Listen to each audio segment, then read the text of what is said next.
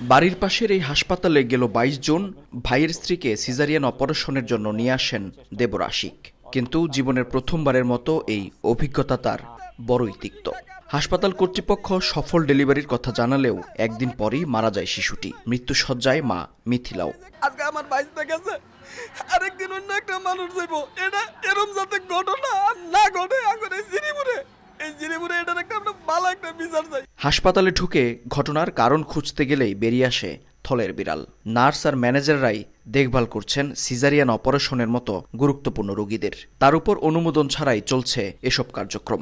আমাদের তো বলেন যে আপনাদের হসপিটাল বন্ধ রাখেন। এটা কি বলা লাগবে? আপনি না, অবশ্যই বলতে হবে। কেন হসপিটাল বন্ধ? আমাদের এটা তো আজকের প্রতিষ্ঠান না, 2020 থেকে শুরু হয়েছে। জায়েদা হাসপাতালের পাশেই অবস্থান নিউ এশিয়া হাসপাতালের। এখানেও একই চিত্র। অবৈধ হাসপাতালগুলি থাকা উচিত না।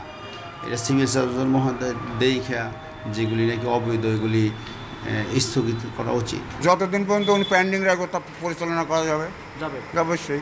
নিয়ম অনুযায়ী সরকারি হাসপাতালের ১ কিলোমিটার কিংবা বিশেষ ক্ষেত্রে আধা কিলোমিটারের মধ্যে বেসরকারি ক্লিনিক স্থাপনের সুযোগ নেই। কিন্তু কে শোনে কার কথা? নিয়মনীতির তোয়াক্কা না করে এভাবেই গাজীপুরের প্রায় প্রতিটি সরকারি হাসপাতালের চারপাশে গড়ে উঠেছে অসংখ্য ক্লিনিক। সব জেনে শুনেও যেন নির্বিকার প্রশাসন। আমরা সবগুলো লিস্ট করে জেলা প্রশাসক মহোদয়ের কার্যালয়ে পাঠাইছি এবং সামনে রেগুলার আমরা এই মনিটরিং করব।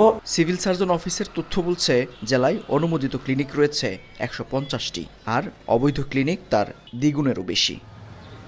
মেহেদী হাসান, সময় সংবাদ, গাজীপুর।